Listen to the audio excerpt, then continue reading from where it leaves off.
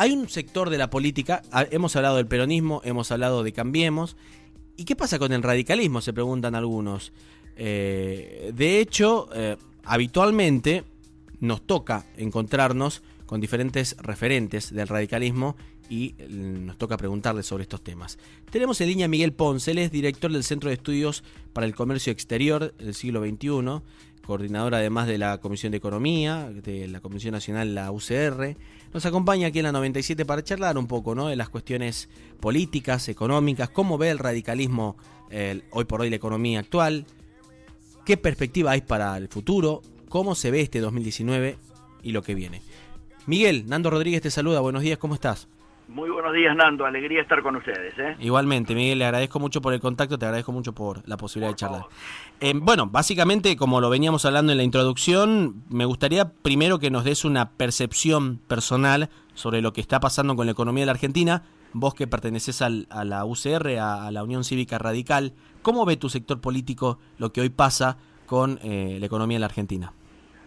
Bueno, para no irnos tan atrás, te diría que el año pasado, cuando ingresamos al stand-by del Fondo Monetario Internacional, sí, que nos enteramos por los diarios, sí, pese a que menos de 24 horas antes el presidente del radicalismo, Cornejo, había estado reunido con el presidente de la Nación, sí, repito, nos enteramos por los diarios, esa misma noche llamamos de emergencia, mejor dicho, esa noche dimos a conocer una declaración como comisión, porque nos reunimos de emergencia y lo hicimos bajar desde Córdoba al presidente de la convención, Jorge Sapia, en la que poníamos en blanco sobre negro cómo mirábamos nosotros la situación que iba a venir a partir de ese momento. sí. El primer tema que decíamos era que primero no era necesario y que nos oponíamos a la decisión adoptada. ¿Por qué no era necesario?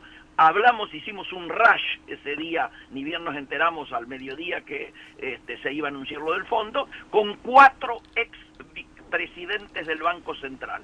2 nuestros, Alfonso Pratgay y Martín Lustó, y 2 extrapartidarios, Martín Redrado y Blecher.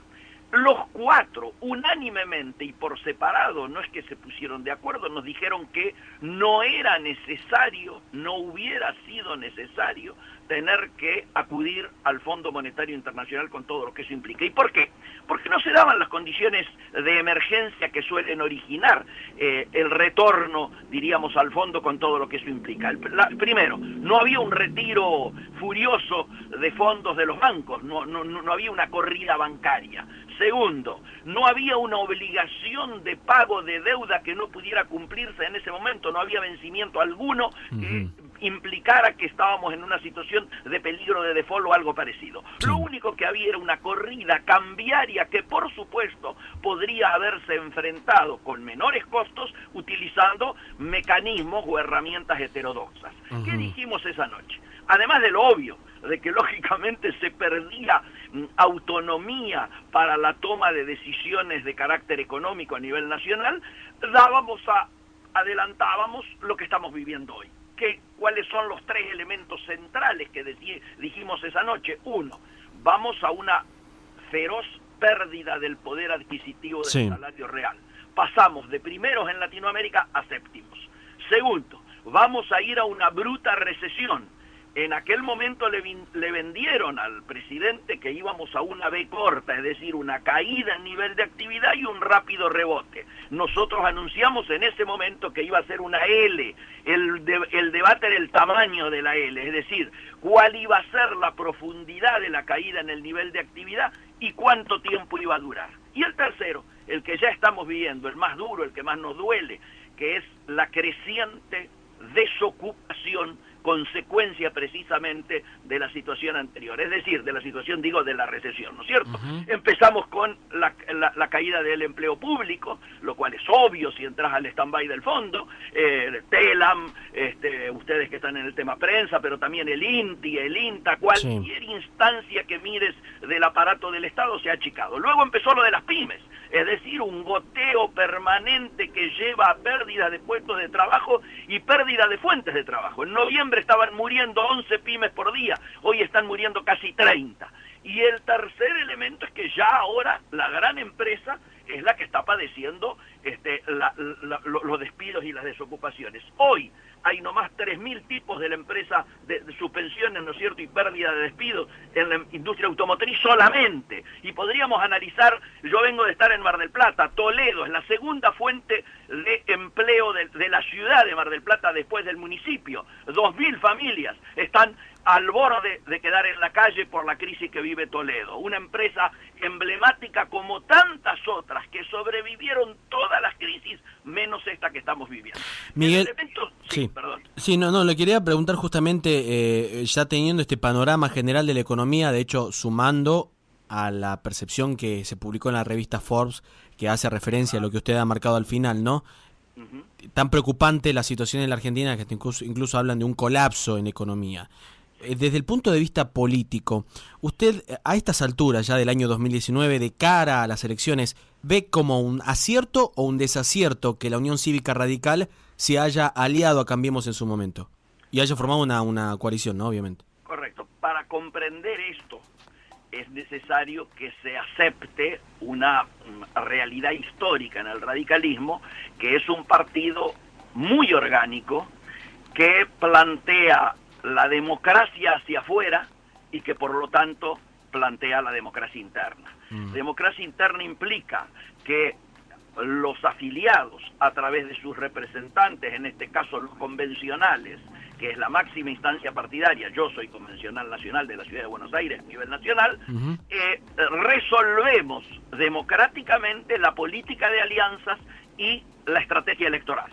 En Gualeguaychú, el sector que yo integro, perdió en una votación con aquellos que, liderados por Sanz en su momento, o Federico Storani, que presidía el bloque de los convencionales que planteaban la alianza solo con la coalición cívica, y el PRO, nos resignamos a esa resolución de una convención que, por supuesto, dio un gran debate, funcionó democráticamente y donde nosotros perdimos. Habla de la coalición, claro. Ahora, ¿qué se esperaba? Se esperaba que esa coalición electoral, que en términos electorales, lo subrayo, fue exitosa porque se planteaba clausurar una etapa que desde nuestro punto de vista no podía continuar, se transformara a futuro en una coalición de gobierno. Nunca lo fue, siempre gobernó el PRO y de a ratos esta coalición fue una coalición diríamos parlamentaria, que permitió aprobar leyes que de otra manera, obviamente, el PRO en minoría jamás hubiera podido aprobar. O sea, no funcionó como la Unión Cívica Radical quería que funcione. Absolutamente, pero además no por culpa del PRO, por culpa de la propia Unión Cívica Radical. La conducción que tuvimos en ese momento de Corral fue la peor presidencia que haya tenido la Unión Cívica Radical en su historia. Jamás hubo una conducción partidaria que diluyera las esencias básicas del radicalismo, le hiciera perder identidad, fuese ninguneada de la manera en que fue. Yo traje el ejemplo de cómo nos enteramos que habíamos entrado al Fondo Monetario. De hecho es un enojo que lo han repetido en otra oportunidad, digamos, ¿no? También esta imposibilidad de diálogo ante semejante acuerdo. Y más teniendo en cuenta que es una coalición. Absolutamente, que debió haber sido una coalición. Sí. Miguel, le consulto por el futuro, porque hay muchos argentinos preocupados por los números concretos, por la economía. Hay muchos que se habla mucho de que las próximas elecciones serán con el voto bolsillo, algo que parece totalmente lógico, porque habitualmente, los argentinos por lo general se suben a un colectivo, saben cuándo está la sube, intentan ir al supermercado y demás. Durán, Barba y Peña especulan con que esto no ocurra. Ahora, más allá de lo que se especule, la pregunta que le hago es ¿qué rol jugará la Unión Cívica Radical en las próximas elecciones? Teniendo en cuenta que siguen siendo, entre comillas, aliados al gobierno de Mauricio Macri. Nosotros tenemos una hoja de ruta que lógicamente, así como anteriormente se resolvió en una convención, ahora tiene que resolverse en una nueva convención para replantear la política de alianza, porque no es lo mismo la situación que se vivía, ¿no es cierto?, allá por el 2014-2015, que la que se vive hoy. Por lo tanto, hay que rediscutir la política de alianza y nosotros entendemos que no se le puede plantear al pueblo argentino una opción entre el fracaso actual o el fracaso del pasado. Por lo tanto, hay que construir una alternativa que es en la que nos encontramos en estos momentos, recorriendo, yo diría, dos pasos. El primer paso, plantear una elección interna, el ejercicio de lo que dice la ley, que la ley establece las PASO, pero ya el PRO nos ha notificado que el único líder que hay es el presidente de la Nación y Lilita Carrió ha dicho que apoya esto, por lo tanto, seguramente no va a haber paso. Para nosotros esto es un límite que marca precisamente por qué en la Convención Nacional en estos momentos nosotros creemos que somos mayoría por arriba del 70% sí, de lo que es la expresión representativa del pueblo radical contra un 30% que todavía plantea por especulaciones o por, yo diría, mezquindades, producto de participaciones presupuestivas, llamémosle así, continuar de la misma manera que hasta ahora de furgón de cola de el PRO. O sea, es posible la ruptura entonces entre Unión Cívica Radical y el PRO. Nosotros esperamos que, es posible sí, si no se dan estas condiciones a que hacemos referencia. ¿Por qué? Porque después de La Pampa ha nacido lo que se denomina el síndrome de La Pampa, que es que todas aquellas elecciones internas que signifique consultar a la gente, el que va pegado con la boleta de Macri pierde. Entonces nosotros podríamos tener dos alternativas. Una alternativa es ganar las PASO con un candidato radical. Y aquí se piensa lógicamente siempre en dos nombres, Lustó o Ricardo Alfonsín, que son los que han manifestado hasta este momento los mayores niveles de adhesión a nivel popular. Sí. La segunda alternativa es que si no te dan esa elección, o si te interviene en Córdoba, o si te siguen interviniendo como en Santa Fe, porque saben que pierden en esos lugares, hay que plantearse una nueva alternativa, una construcción de un plan B, donde seguramente vamos a confluir los sectores progresistas, que ya estamos coincidiendo en el espacio progresista junto con los socialistas, el gen de Margarita Stolbizer y seguramente sectores del peronismo, y por eso es que se ha empezado a hablar de fórmulas como la Baña Alfonsín o la Baña Lustó o cosas por el estilo. Igual para nosotros el tema ya no pasa por nombres, pasa por programas.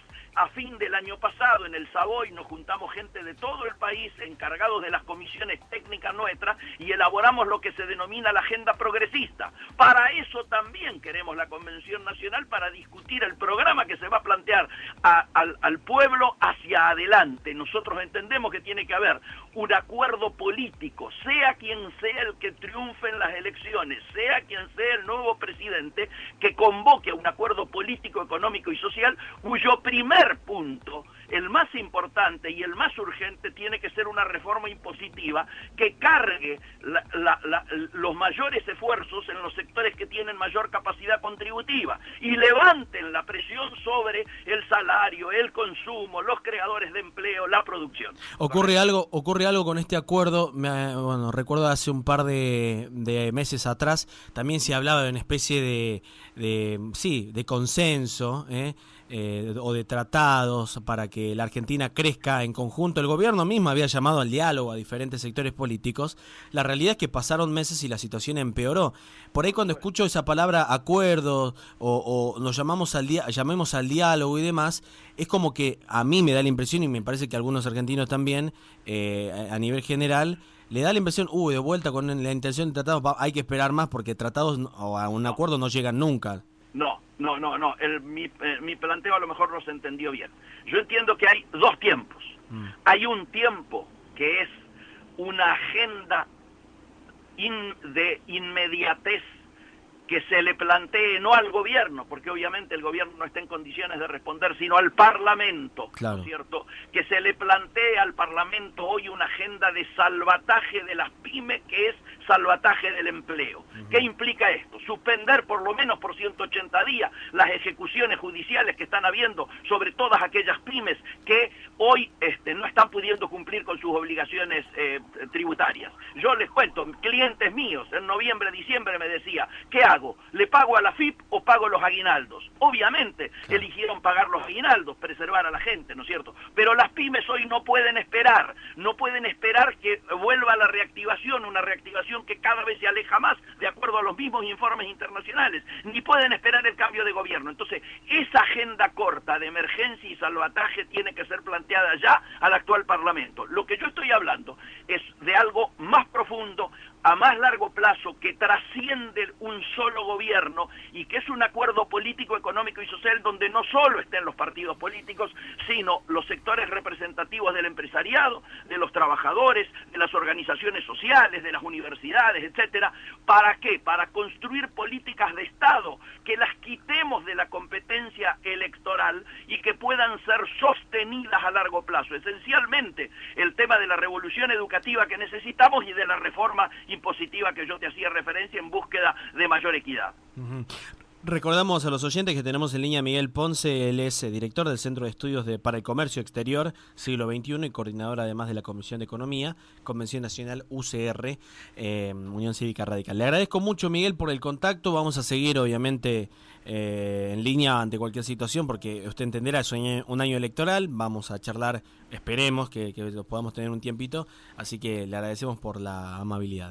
Nando, desde ya yo estoy a disposición de ustedes todas las veces que sea necesario, y me parece muy importante que precisamente en este año le dediquen el tiempo necesario a ir esclareciendo, ¿no es cierto?, situaciones que ya no solo pasan por nombres. Te insisto, es muy importante que se hable de los contenidos. ¿Para qué se quiere candidaturas de algo si a posteriori no se cumple con las expectativas y las necesidades de la gente? Nos parece muy importante este espacio que ustedes están dedicando. Un gran abrazo a todos. Un abrazo, Miguel, gracias. Un abrazo, Miguel, gracias. Un abrazo, Miguel.